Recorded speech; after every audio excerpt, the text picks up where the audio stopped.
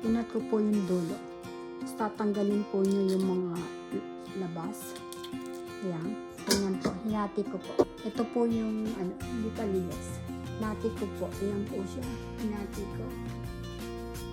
Tapos, inalis ko po yung mga nasa labas. Paulit-ulit lang po. Hinugasan ko na po ng 3 times. Po siya. Hugas na po. Na-drain ko na po.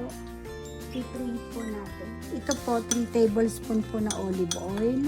Half teaspoon po na salt. Tsaka po half teaspoon po na ground pepper. Lalagay po natin dito.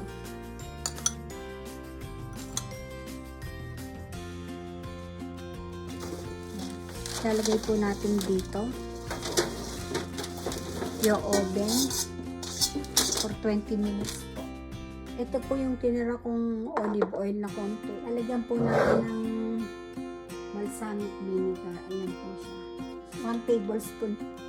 Ako teaspoon po ng honey. Ayan po siya.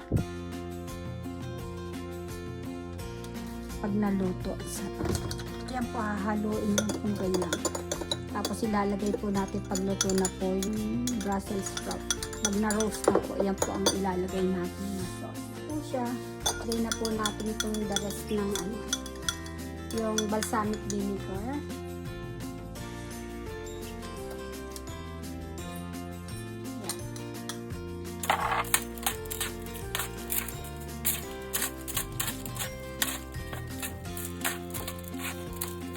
Lagay po natin sa oven.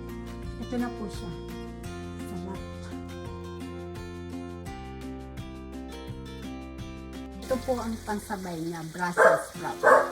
So yummy.